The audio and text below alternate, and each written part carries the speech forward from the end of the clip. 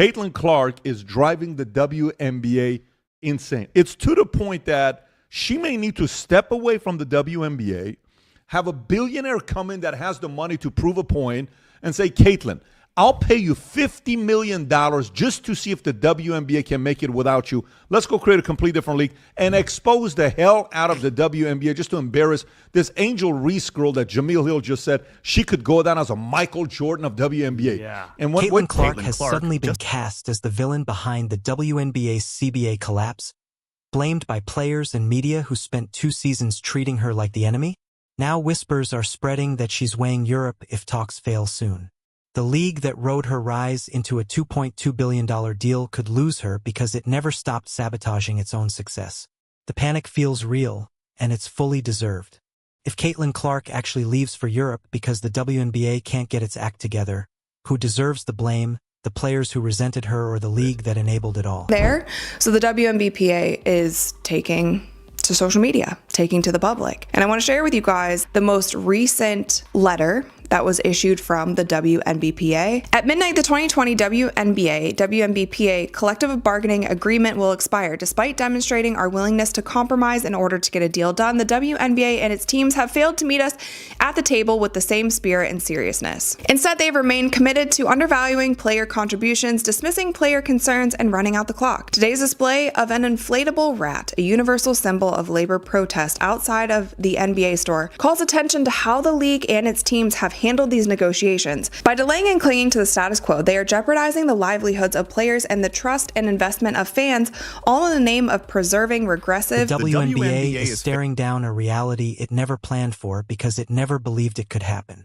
Caitlyn Clark, the player who pulled in millions of viewers and delivered the kind of mainstream attention the league had never touched before, could decide that Europe offers more clarity than the dysfunction now freezing American women's basketball in place. That possibility has sent shockwaves through league offices and should scare everyone whose livelihood depends on the WNBA continuing to exist. Deserved, it is overdue. I feel like the players have lost sense of reality a little bit, because imagine putting up a rat that a lot of unions do when it comes to like schools, construction companies, people that are making a lot less than the kind of money that the WNBA players are making. They got offered a max salary of over $1 million. Their max salary last year was $250,000, and now it's over $1 million. And then on top of that, the average salary is around $500,000. And then you're putting a rat out in public display. I don't know. I feel like you've lost sense of reality a little bit. That's not the real world. The real world does not want to hear constantly about millionaires' problems. Let's establish what's really unfolding here. CBA negotiations haven't just stalled. They've collapsed. The deadline expired with no deal. Players are accused of clinging to unrealistic demands. The union fires back, saying owners are undervaluing contributions. Free agency sits frozen because no one knows what salary cap system will exist. And amid this chaos, players and media chose Caitlyn Clark as the scapegoat for talks failing. That choice could become the single biggest strategic mistake in league history, with consequences no one can control. People were saying, hey, this could be Caitlyn Clark's fault. And before I just flipped and lost my mind, I had to sit and think about it. And you know what, Caitlyn Clark, this is all happening and it's your fault. You're the reason. Your greatness, your star power, you are the reason for there being no 2026 WNBA season as of now. Because had you not been such a great player and a big star, these women wouldn't be demanding all of the stuff that they're demanding right now. So yeah, I guess technically it is your fault, I guess. You're too big of a star. Clark delivered more attention to the WNBA in one season than it had built across the previous decade combined. Her games consistently pulled in millions of viewers. Arenas sold out everywhere the Fever stepped on the floor. Her jersey became the best-selling product in league history. Television networks committed $2.2 billion for broadcast rights, specifically because of the audience surge she created. Nearly every financial leap the league enjoyed can be traced directly to her pull on mainstream interest. And how did established players respond? With hostility, jealousy, and physical play that crossed the line again and again. Flagrant fouls that would have been whistled differently for anyone else. Veterans publicly complaining about preferential treatment while also claiming she earned too much money. The contradiction was impossible to ignore.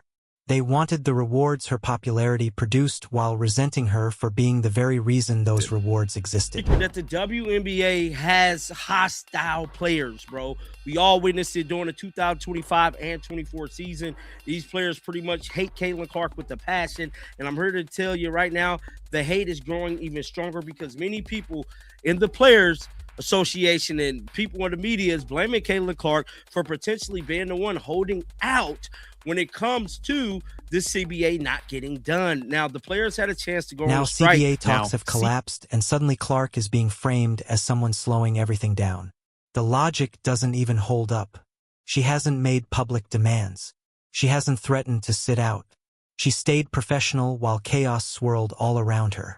But facts stop mattering when a villain is needed to distract from internal failures. So Clark takes the blame for labor negotiations she's barely involved in, while union leadership with clear conflicts of interest quietly avoids real scrutiny. She said no thank you to the NBA, offering her a chance to participate in their three-point shooting contest. Now think how amazing that is. If I'd have said to you a couple years ago, yeah, the NBA, to save their All-Star weekend, they're going to ask a WNBA player to join the three-point shooting contest to save it. Here's where the Europe angle suddenly carries real weight. European leagues have been quietly courting WNBA stars for years, and the money is often better once housing, transportation, and built-in benefits are factored in. The lifestyle can feel calmer, free from the relentless media glare that comes with playing in America. The competition is strong enough to stay sharp while sidestepping the dysfunction now choking the WNBA. For someone like Clark, Europe fixes multiple problems at once. She'd escape a league where veteran players clearly resent her presence.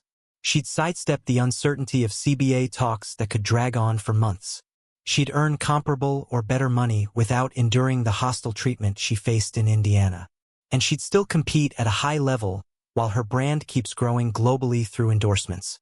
The panic this possibility sparks inside league offices and locker rooms is completely predictable. They know exactly what it means if Clark walks away. Television ratings would drop almost instantly back to pre-Clark levels. Casual fans who tuned in specifically to watch her would drift away and stop paying attention. Sponsorships signed on projected growth would get renegotiated or quietly pulled. The financial structure built on assumptions of sustained momentum would start to collapse. Clark leaving would expose just how fragile the WNBA's recent success really was. It wasn't organic growth fueled by collective effort. It was one player capturing the mainstream imagination in a way no one else had managed. Remove that player and you're left with a league most casual sports fans still don't care about. That's basic organizational competence. Protect the person driving your success. Don't allow jealous veterans to create a hostile environment. Enforce flagrant fouls instead of letting physicality spiral out of control. None of this required genius-level strategy. It only required not being actively self-destructive. Instead, we got 2 full seasons of Clark being treated poorly while league leadership stood by and did almost nothing. Commissioner Kathy Engelbert offered vague statements about physicality being part of the game. Referees allowed contact that would have drawn suspensions in any other situation. Media members downplayed her influence while hyping players who couldn't pull anywhere near the same audience. The message was clear. We'll take your popularity, but we won't actually respect or protect you. Now that negligence could cost them everything. If Clark decides Europe makes more sense, she's not coming back. Once you leave, momentum shifts and opportunities open elsewhere. Her global appeal stretches far beyond the WNBA. She doesn't need American women's basketball the way it needs her. That power dynamic should have been clear from the very beginning, yet jealousy and short-term thinking blinded so many. The owners, oddly enough, seem to grasp it better than the players. They're pushing teams to move forward with free agency preparations despite the CBA still being in limbo. That signals they believe a deal will eventually happen and aren't willing to let union leverage completely paralyze league operations. The status quo period lets teams issue qualifying offers under expired CBA terms while negotiations drag on. That legal framework gives ownership far more flexibility than the players seem to realize. Players assumed they had leverage because of rising revenue and attention, but that leverage only exists if the very source of that attention remains engaged. If Clark leaves, their bargaining power vanishes overnight. Owners can point to plummeting viewership and dwindling sponsor interest as reasons not to meet union demands. The entire negotiating dynamic flips from "pay us what we're worth based on recent growth" to "we'll be lucky if the league even survives without its biggest draw." Union leadership, with Nafisa Collier as vice president, has made matters worse through glaring conflicts of interest. She runs Unrivaled, a rival basketball league that directly profits when the WNBA falters. Her credibility in negotiations is deeply compromised by those business ties, and her public digs at league leadership while hyping her own venture have weakened the union's position. Now, her league's ratings are tanking, and suddenly she's trying to paint herself as reasonable and collaborative. The pivot is painfully obvious, and it's falling flat. Kelsey Mitchell's free agency situation perfectly highlights everything broken about this process. She's one of the league's top players and a cornerstone of Indiana's success alongside Clark. Her future should be simple to resolve, yet it's caught in the chaos of broader negotiations that have nothing to do with her individual value. That uncertainty disrupts her career planning and the Fever's ability to build on their achievements. All of this because league-wide talks collapsed over issues that could have been settled months ago. The Fever built something special: Clark, Mitchell, Aaliyah Boston, Lexi Hall, Nalissa Smith. The chemistry and talent on that roster delivered basketball fans actually wanted to watch. They made the playoffs and proved they could compete when everything clicked. That momentum should have carried into next season, with the team adding pieces and improving. Instead, everything is up in the air because people who should have focused on growth got sidetracked by petty grievances and power struggles.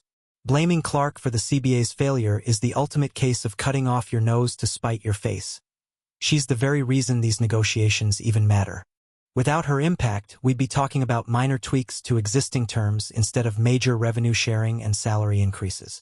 She created the financial growth that makes player demands even remotely possible. And some players' response? Turn her into the villain when talks fall apart. The short-sightedness is staggering. That tweet suggesting Clark might indirectly end the WNBA doesn't feel so far-fetched anymore. If she leaves for Europe and viewership plunges, the financial model keeping the league afloat crumbles. TV deals get renegotiated downward. Sponsors pull back. Teams start losing money again. Once the growth engine disappears, the spiral could be swift. None of this is Clark's fault. It's organizational failure by people who should have known better. The way she was treated will be remembered. ESPN will make a 30 for 30 about how the WNBA had its biggest star ever and somehow created a toxic environment that pushed her to consider leaving. How veteran players met success with jealousy instead of gratitude. How union leadership prioritized personal ventures over collective interest. And how league management failed to protect their most valuable asset. It'll be a masterclass in organizational dysfunction and missed opportunity. Europe offers an escape from all of that chaos.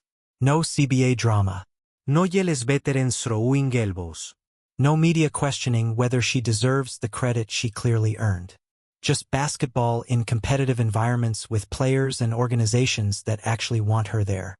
The lifestyle differences are striking, too. European clubs often provide housing, cars, and other perks that make life easier. The pace is calmer, without the non-stop media scrutiny that comes with being America's most polarizing athlete. And the financial picture is more nuanced than it seems. WNBA salaries are capped, but European contracts can be very generous. Lucrative, especially for star players. When you factor in benefits and lower costs of living in some markets, the total compensation package often exceeds what American teams can offer under current CBA terms. And none of it depends on drawn-out negotiations that could last months or even years. European clubs can offer clear terms immediately, with no uncertainty about future salary structures.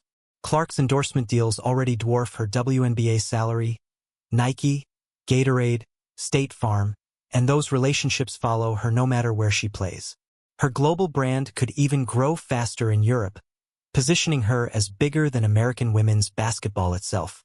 She becomes an international star, not someone defined by one league's dysfunction.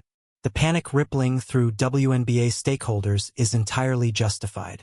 They're realizing the growth they celebrated may have been borrowed, not earned. It came from one player's impact, not systemic improvements or collective effort. Remove that player and you're left with a league most casual fans still ignore. That reality should have been obvious, but denial is powerful when accepting the truth means admitting you've been wrong. Owners seem to understand this better than the players. They're not panicking over union threats because they know their leverage skyrockets if Clark walks.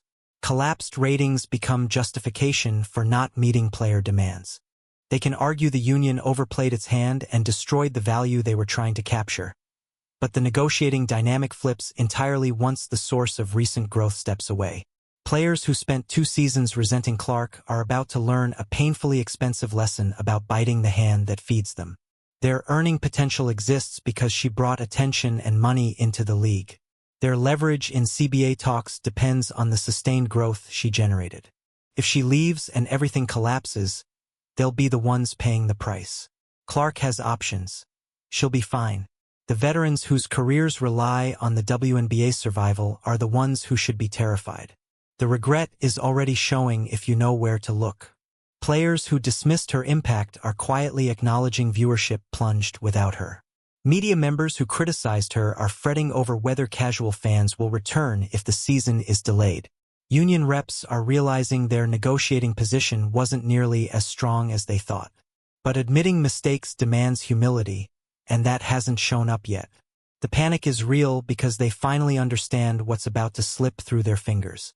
Smash that like button and subscribe to see how this disaster unfolds. It's only getting worse by the minute.